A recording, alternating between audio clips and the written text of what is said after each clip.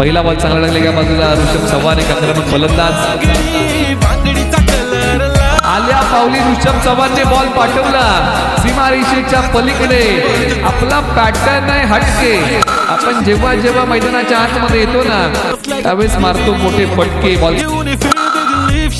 तिच्याशी gold mine flex करे very very